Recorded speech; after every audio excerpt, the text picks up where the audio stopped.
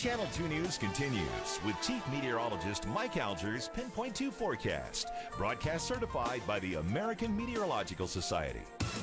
I'll tell you one thing that the snow left behind, and that was an awfully scenic view here for Kurt Kuznicki, who went up, hiked up into the hills up there just outside of town and took this glorious shot. First real live snow that we've had here so far this season down in the valley, at least enough to really pretty much cover everything. Snowfall amounts really varied depending on where you were located. Now our temperatures dropping off quickly as our winds begin to die out. They're down out of the north-northwest now at 7 miles per hour. Very dry air. Dew point's already down to 8 degrees. It's been very slowly falling throughout the evening. 59% humidity. Barometer isn't doing a lot. High today was only 29 degrees, and we are now at the low. Last night, actually, we stayed in the mid-20s. We're now at the low for the day. Probably going to be in the upper teens here officially by the time we hit midnight. Definitely a cold one so far here today, likely to be colder tomorrow.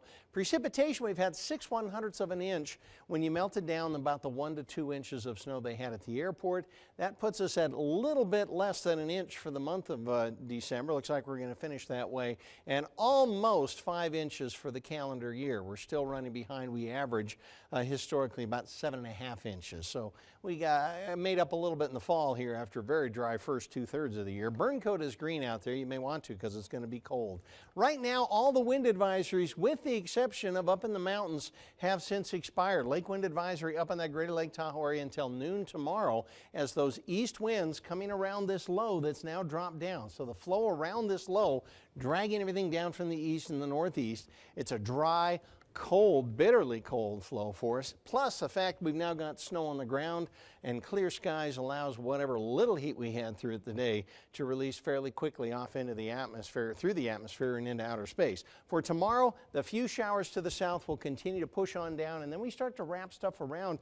Very cold still down here in the desert southwest. Las Vegas could actually see a little bit of snow tomorrow and maybe on into New Year's Day itself. For us up here on this side, it's just clear, it's dry, and it is cold, and will continue to be that way before we start to warm up a little bit into the weekend. What do I mean by that? Overnight lows are going to be anywhere from, like 0 at Bridgeport, teens at Hawthorne, probably the warmest spot, 11 below at Ely, and then they'll warm up to the teens and 20s most everywhere there. Northern part of the state here, everybody getting into the 20s or teens for your highs.